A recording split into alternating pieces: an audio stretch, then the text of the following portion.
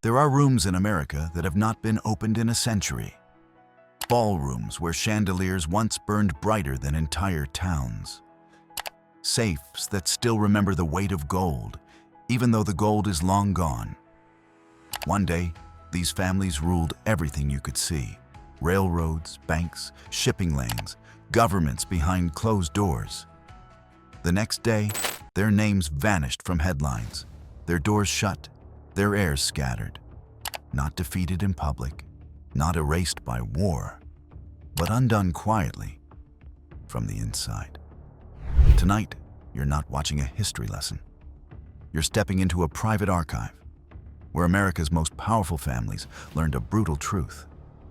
Money can disappear faster than it's made.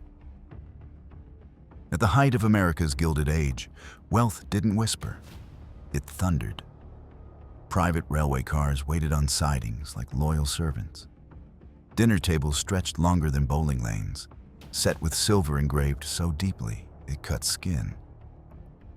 Mansions were not homes, they were statements, designed to intimidate rivals and impress future historians. Fortunes weren't measured in dollars. They were measured in control. Control of steel, control of oil, control of banks that decided who lived and who collapsed. History would prove otherwise. There was a time when the name Vanderbilt family meant something terrifying. Cornelius Vanderbilt, known simply as the Commodore, didn't just build wealth. He crushed competition. Railroads bent around his will. Shipping lanes obeyed him. Politicians feared him. At his peak, Vanderbilt wealth would equal hundreds of billions in today's money. And yet, walk down Fifth Avenue now and you won't find them. Their mansions are museums. Their heirs are footnotes. The collapse didn't come from scandal or war. It came from excess.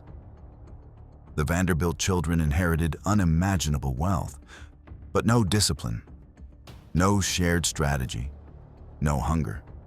They competed with each other instead of the world. Within 2 generations, the empire had dissolved, piece by glittering piece.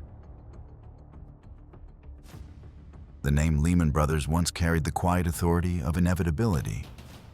Founded by immigrant ambition, refined through generations of calculated risk. Lehman wasn't flashy.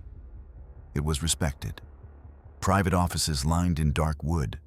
Deals whispered, not announced. Power exercised discreetly. By the early 2000s, Lehman money sat everywhere.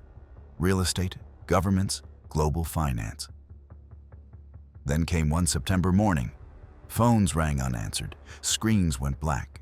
Doors locked. In a single day, a 158-year-old financial dynasty collapsed into the largest bankruptcy in American history. Executives vanished from social circles overnight. Lehman didn't fall because it lacked money. It fell because it believed it was too big to fail. The Astor family understood luxury as language. Hotels before hotels were fashionable. Real estate before America knew its value. They built New York before New York knew what it was becoming. John Jacob Astor IV was among the richest men alive. So wealthy his fortune felt untouchable. Then he boarded the Titanic. When the ship went down, so did the illusion. The Astors survived socially for a time, but never recovered their position at the apex. The family faded not because of bankruptcy, but because the world changed.